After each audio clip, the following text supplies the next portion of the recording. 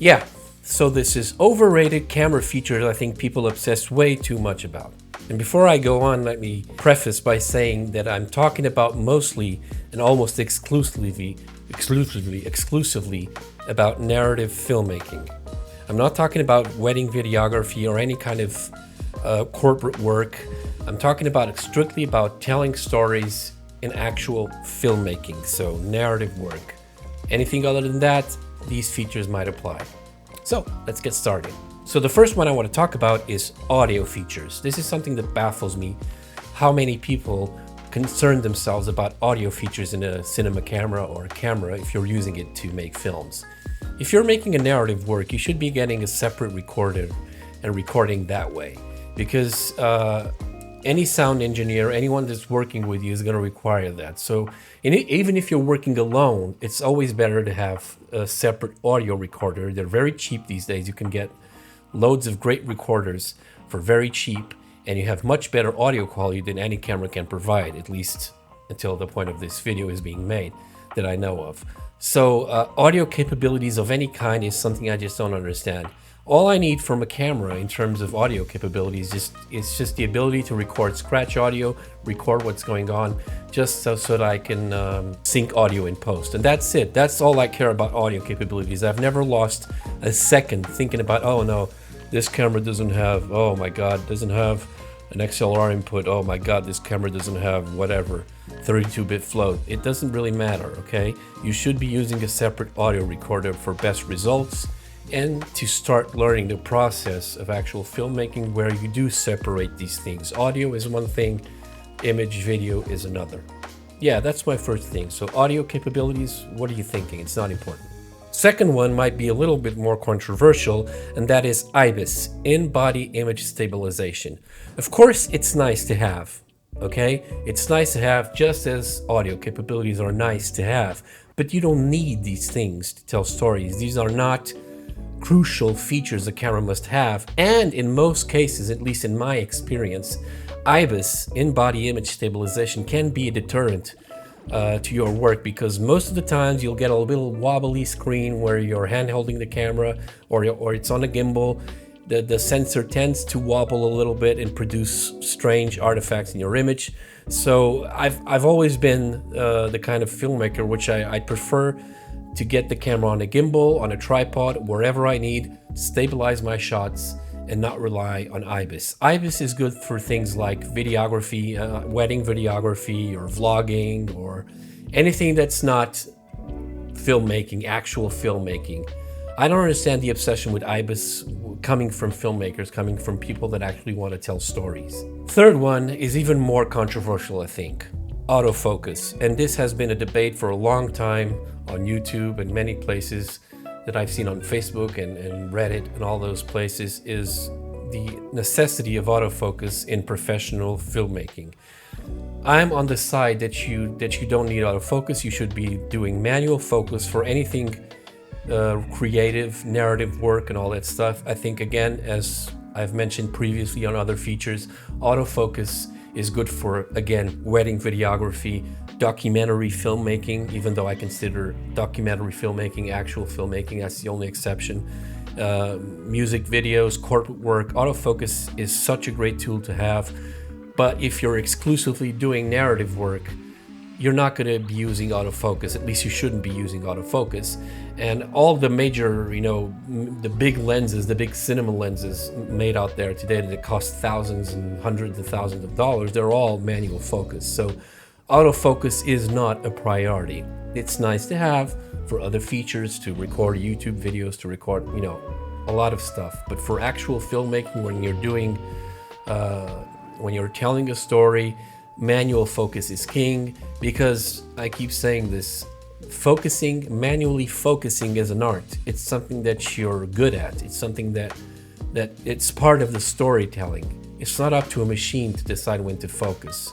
So autofocus is not important in a camera if you're making films. So yeah, it's a pretty much an overrated feature. Of course, as I said, it's nice to have, but it's not required to tell stories. Next up is another one that might be a little controversial as well, And that is something that almost everyone talks about when it comes to camera features, and that is dynamic range.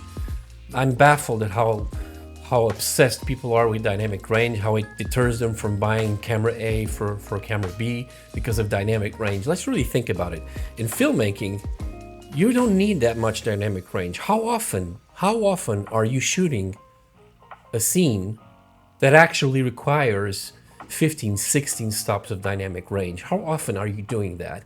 And if you're doing that, you're probably doing it wrong, because you should be lighting your scenes. And if you're lighting your scenes, the necessity of a huge dynamic range decreases and decreases. Of course, it's important to have some dynamic range. I mean, these days cameras are amazing. We're comparing this much or that much. Oh my God, this one has one more stop, this one has two more stops, or whatever.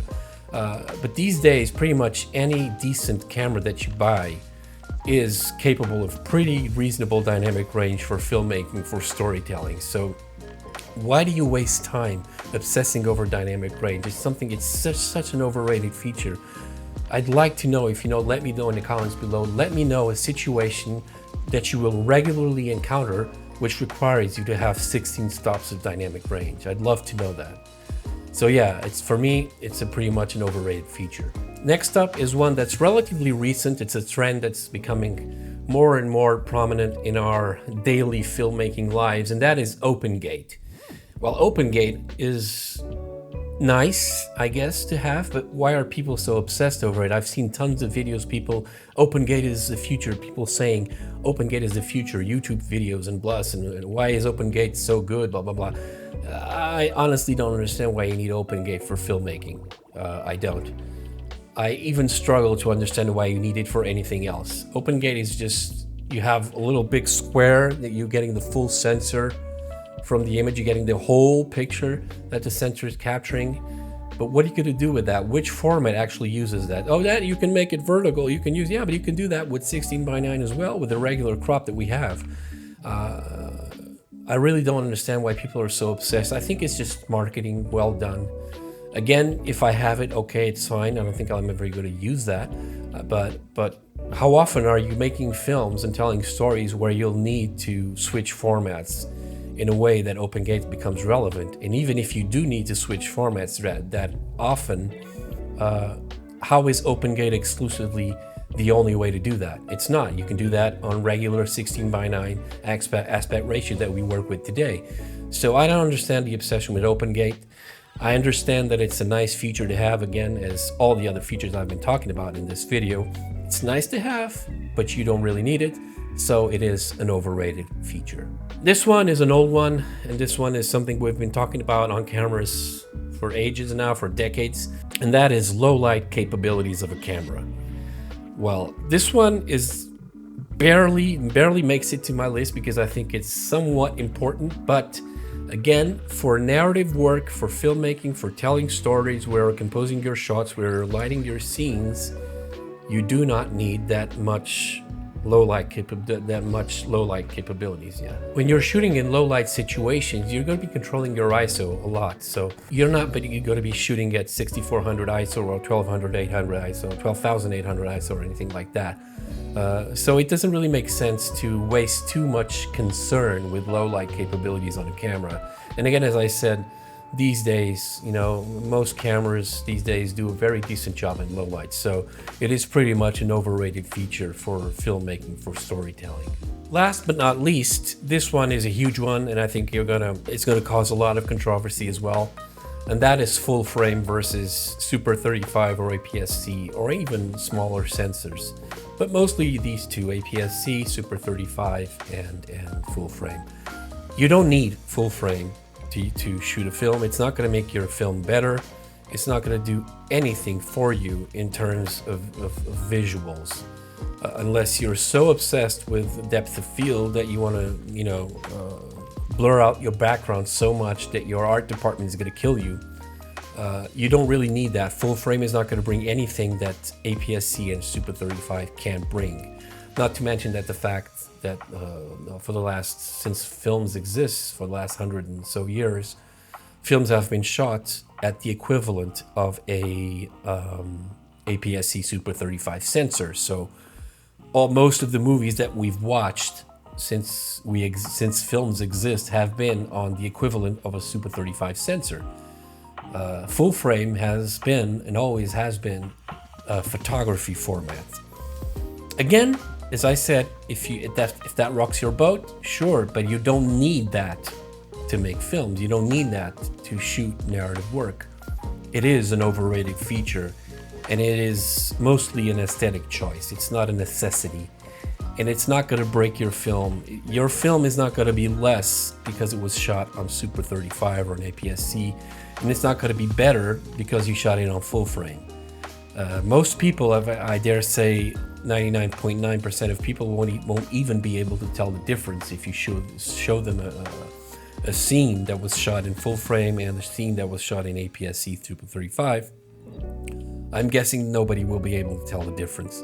So yeah, it's a pretty overrated thing, and I think it's just in fashion, just as other things have been in fashion on YouTube and in filmmaking in general. It's just trendy to shoot in full frame, just as it is trendy to shoot open gate. These are just trends. These are not things that will impede you from being creative and telling your story. And this boils down, I guess all these features boil down to the same point I've been making in several of my videos and whenever I can. That is, the cameras really don't matter when you're telling a story. What matters is the quality of your script, the quality of your actors, the quality of your compositions and direction. That's what's the most important thing. So please stop obsessing with all these features and comparing spec sheets and seeing which camera was best, because you know, odds are both of the cameras that you're checking out, or whatever number of cameras you're checking out, most of them will be suitable for filmmaking, if not all of them these days. If we even go back 5 years, it's the same thing.